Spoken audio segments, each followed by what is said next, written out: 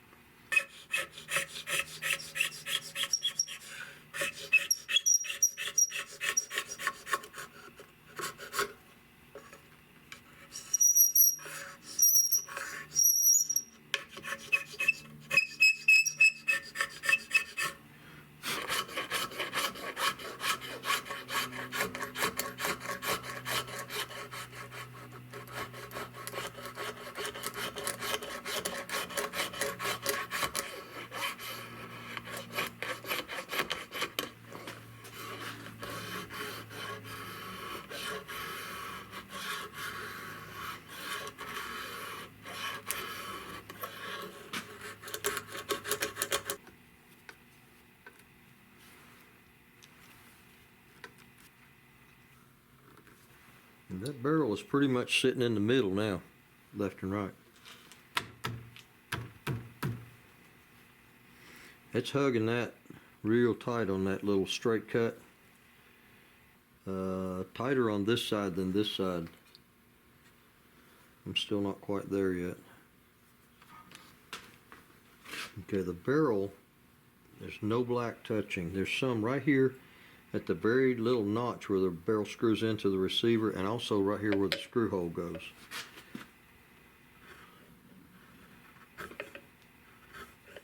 The little pin that holds that safety on is touching. It's making its own little dent right there, and I'm going to leave that because that holds it in place. And then I've got back here in the back at the tail end of the receiver, there's quite a bit of black. Rinse and repeat.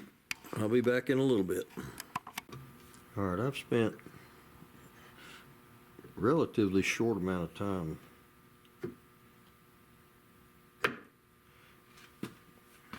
smoking this and inletting it. It's down low enough, it's down below that, which is good. The safety, the little ramp on the safety is just right at the top of the wood. The barrel is now free to go left or right. It's only got about 15-20 thousandths, but I'm gonna make that bigger. The rule of thumb on a barrel clearance is take a dollar bill, fold it in half, and put it up underneath there and slide it all the way back to the front of the shell. If you can get a dollar bill to go back and forth when it's doubled, that's enough. Now I've got this thing to where nothing's touching hard. So when you pick it up and drop it, even with smoke on it, everything hits at once. So nothing touches very hard. It just needs to drop in there like a flat rock in a cow patty. Just bloop. And that's what it does. There was an issue. There's a spring on that safety right there, and when the safety was off and that spring touched right down there in the bottom, it was just a teeny bit of it'd touch it and it'd move just a teeny bit, that safety would ease back. So I relieved that, and that pin that's supposed to have pressure on it has got a little indent right there, and it's got the proper pressure. So now I'm ready to put my mounting screws in it and drill a couple of holes, and then put that barrel lug block in there. But I'm happy with that. I like it. Now I have to locate my screws, front and back screws, and what I do, I've got a little piece of a bolt with a little round cone, little tip on the end of it, and I screw that in there, and it makes a little imprint. See that little tip sticking up? That makes me just a little tiny mark. I line this thing up because I don't want to set it in the wrong place and scratch it around. I line it up, and then I drop it in and give it a thump, and it makes me a little mark, just a little bitty little bump right there. and I've only got one of this size, so I got to get it out of there and put it in this back hole and do the same thing. And right now I'm having trouble getting hold of it. I'll be back. Well, I couldn't get that thing out of there, that screw, so I drilled a hole in the end of a stick and super glued it and then just backed it out.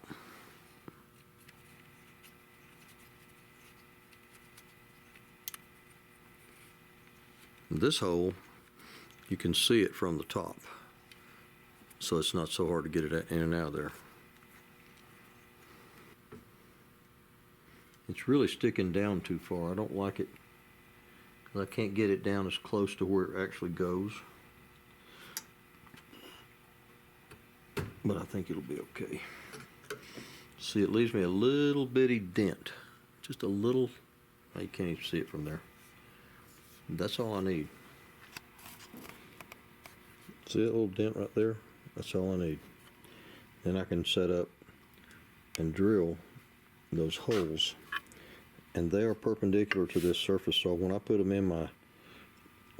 in the vise, that makes this level, and straight down is perpendicular. And this little pin, that little pin sits where it needs to sit. I don't know why. The original stock had a little place for it, a little shelf that it sat against. You could see it.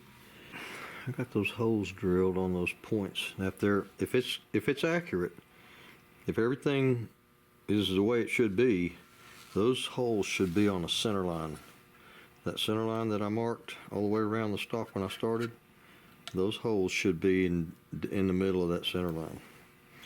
And they're pretty close. This one here, if anything, it's a little bit to the left side. But I drilled them exactly the size of the screw, and if I need to, I can take a 1/4 inch. See, those screws are metric, so they're probably 5mm, and that's a little smaller than a 1/4 inch. So I can take a 1/4 inch and ooch that hole over just a little bit this way if I need to. So first I'm going to put it in there, and then I'm going to see if the screws go in and touch.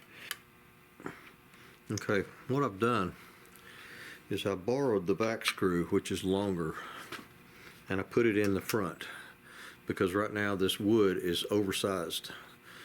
So the regular length of screw, once it's countersunk down in the trigger guard, is shorter than what it is right now. But this is using a longer screw, and it catches, and I tightened it up, and it's good. It catches fine.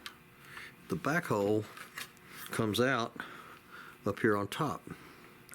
You've got a hole right there where my fingernail is, where that back screw is visible. So I can actually shine a light through here and see where the hole is coming from here. And what I did, I actually shined it from the other side, and I can see down in there that this hole that I drilled is actually off center the way it's off center on this center line. See, it's not sitting in the dead center of that center line. It's off to the to one side. And so my center line is correct. If it was in the center line, it would be in the right place. So I need to ooch this hole over just a little bit this way, and then it'll connect. The front and the back is good. It's side to side. It's a little bit off. So I got to scoot this hole over just a little bit. I'll show you how to do that. All right, I need to move that hole this way. And because I'm a little dyslexic, I write things down. I got to move it top and bottom that way. It's hard to start in here and try to angle it. You don't know how much you're moving. But if you look down in the hole as you're drilling, you can see the drill bit coming at you. You can see the tip of this thing because it's kind of shiny. And you can look down in there if you put your light in the right place. Now this is the same size bit that I drilled it with. It's not a bigger bit, but I can slant that thing and I can see it coming at me.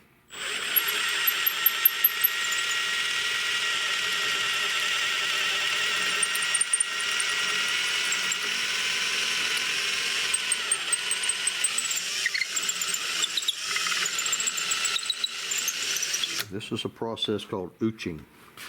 And I'll turn it over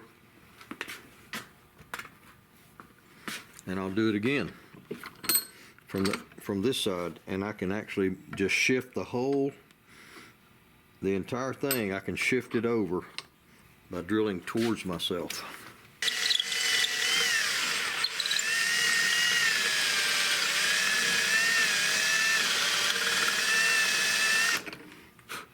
There you go. All right, the next thing is this lug. See this slot right here? On Remingtons, they put a barrel lug between the receiver and the barrel. It's threaded. This is threaded into that, and they put this lug in there, and it goes around the barrel, and it sticks down about so far, and it goes into a channel in your stock, and that's what you bed. I really like Tikka's system. It's simpler. It's more cost effective. See this piece right here? That's metal. This is plastic, but this is metal. That thing just sits in there. But because shear strength of metal against metal, shear strength is so extremely strong that little groove in that barrel fits over that little piece, and it's only sticking up, I don't know, 60 thousandths. It's not much. It's just not much, but it's enough. That's a simple system. This can be easily replaced. I've got a T3 and a 6.5 Creedmoor and a compact tactical, and it's the same system. And I think, if I remember correctly, it just fits in there, pressure fit, and it pulls straight out like that. Okay, it's the same on both ways. There's nothing forward or backward or anything like that about it. You just drop it in that hole. Now what I have to do is mill a hole in this wooden stock that this goes in, just like they did with this. And I don't know if that's a 1/4 inch or not. It might be metric, might be 5 millimeter, but I can make a hole that'll go into, and I will bed this into here, and this will come up and touch that barrel. The next thing is how to do all that. Probably I will measure from the center of this hole to the back edge of that, and then just do it by measurement. And this I can lay in there, and I can tell where it goes left and right. That's probably what I'll do, just mark it out. And when I bed it, it's going to go into compound, into epoxy anyway. All right, from the center of this hole, this lug goes from 5/8 to 7/8.